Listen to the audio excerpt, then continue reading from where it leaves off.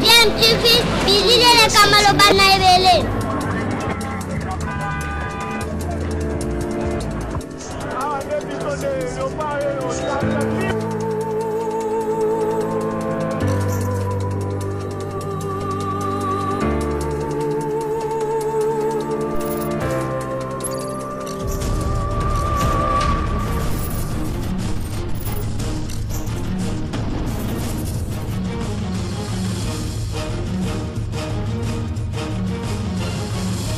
DMTV toujours en avant.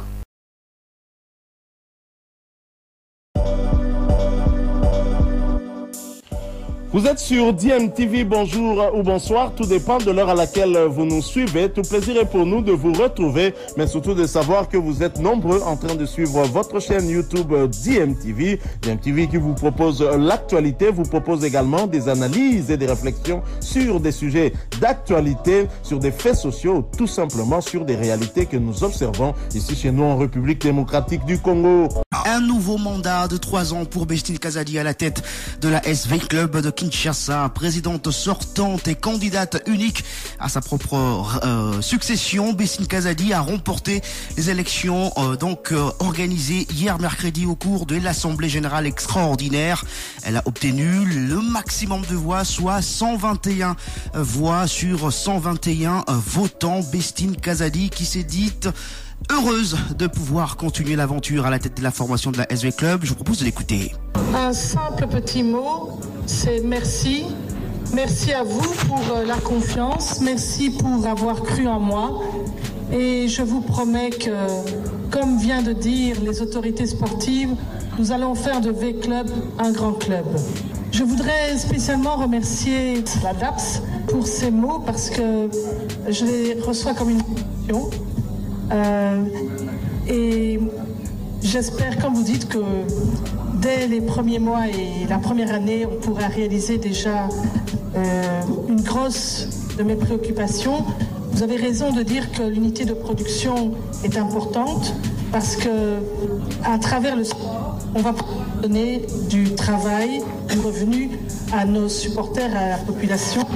Donc ça, c'est vraiment un objectif premier qui répond aux valeurs sportives. Donc merci d'avoir appelé ça.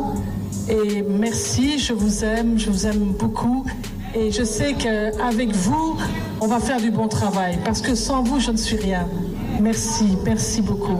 Voilà, c'était la Bestine Kazadi, réélue présidente de la SV Club avec 121 voix sur 121 votants. Bestine Kazadi qui va partir encore une fois avec d'autres membres de son ancien comité, puisqu'il y a eu quasiment que de candidatures uniques à tous les postes. Le secrétaire général Patrick Banichai aura aussi un nouveau mandat de 3 ans ensemble avec Bestine Kazadi, tout comme le secrétaire général adjoint Kim Pempe. Et concernant les différentes sections, pour la section football, Florima Pambouli a obtenu 105 voix sur 121, section sur 121. Section volleyball, Gabriel Boukassa a obtenu 102 voix sur 121.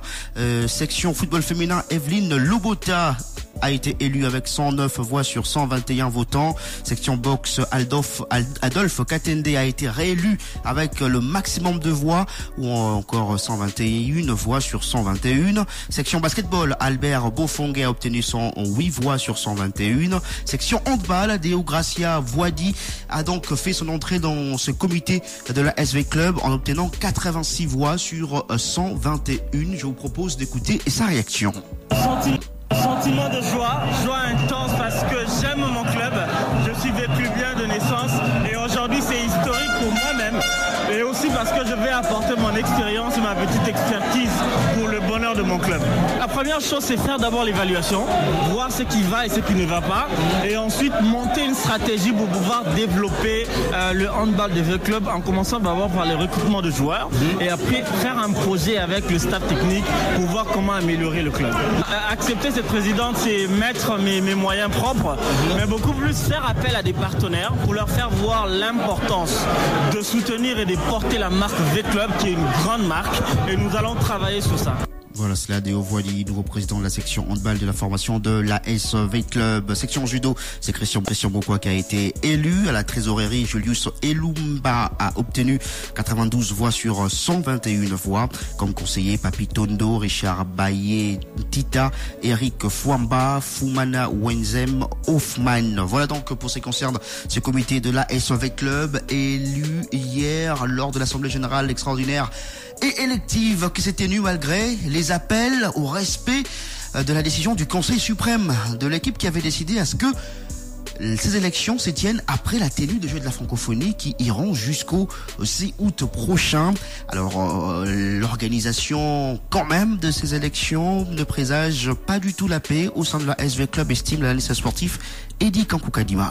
Ce sont des élections qui ne garantissent la paix au sein de l'équipe de l'Est Vita Club. Je pense que ce sont les élections qui ont été organisées dans la précipitation. Il faut donner la chance à tous les candidats d'être connus au grand public et aux électeurs, de battre campagne, de convaincre les électeurs à tour de rôle. Il n'appartenait pas ou il n'appartient pas à Bessim Kazadi d'organiser à sa manière comme si c'était une assemblée ordinaire qui dépend d'un comité. Ce sont les élections où il faut laisser la place à tous les candidats de venir. Je considère ça comme une théâtralisation qui n'aura pas une suite favorable. Et déjà que le Conseil suprême qui avait donné mandat après une élection, le général Amissi est parti, Bessim est arrivé, n'a pas assisté à ces élections. Donc, je pense que c'est déjà un conflit qui est en train de voir les jours au sein de l'équipe de l'Est Vita Club. La position était simple. Je pense qu'on doit annuler ces élections, organiser les vraies élections, permettre à tous les candidats de déposer des candidatures, d'être connus et durcir les conditions.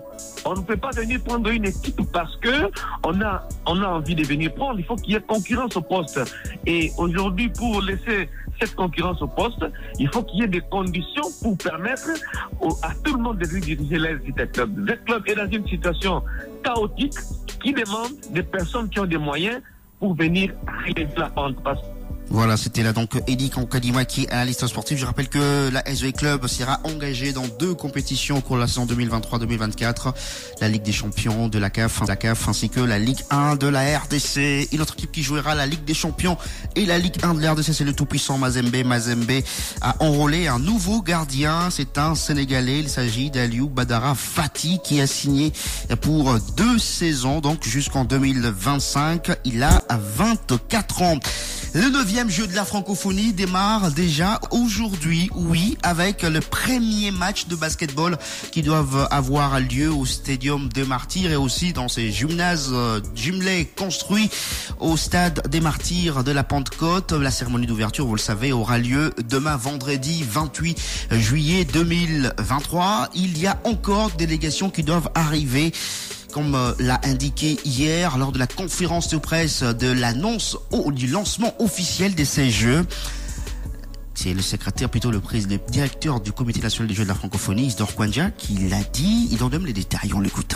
36 délégations qui ont confirmé leur participation au 9e Jeu de la francophonie. Il y a le Luxembourg qui s'est désisté. Et le Québec également. Donc, nous attendons une grande délégation qui arrive aujourd'hui. Et en tout, nous avons à peu près 2300. Avec les accompagnateurs, nous arrivons à 2800 délégations à peu près. Voilà, c'était là donc Isidore Kwanja qui est directeur du Comité national de jeux de la francophonie. En tout cas, aujourd'hui à 14h30, le Liban devrait affronter la Roumanie. Ça sera au terrain 1 donc de gymnase du Stade des Martyrs de la Pentecôte. En ce qui concerne le basketball féminin de ce jeu de la francophonie, et de l'engouement petit à petit dans le chef du public de Kinshasa pour ce 9e jeu de la francophonie. Je rappelle que l'accès sera gratuit au Stade des Martyrs demain pour pouvoir assister à la cérémonie d'ouverture. Bismack Biyombo qui est ici à Kinshasa, c'est la star de la NBA, la star congolaise de la NBA qui est venue donc organiser son camp. Lui également trouve intéressant que ces jeux se tiennent à Kinshasa. On l'écoute. Premièrement, je crois que c'est l'honneur de ce pays d'avoir le jeu de la francophonie avec nous. Et moi, je crois que le plus important aussi, c'est d'aider les autres à venir voir comment les choses se passent chez nous à la maison. Parce que chaque fois, on part ailleurs et on a l'habitude de rentrer et parler des autres. Et maintenant, je crois que c'est une très belle opportunité pour en profiter et donner l'opportunité aux autres de venir nous visiter dans le cadre sportif et culturel. Et une autre chose qui est très importante, c'est qu'on donne aussi l'occasion aux jeunes de voir d'autres jeunes, de voir des gens qui font des sports différents, poser des questions. Parce que moi, quand je vais dans tous ces autres pays, j'ai la chance de parler avec tout le monde. Voilà, c'était la Bismack Biyombo, la star de la NBA qui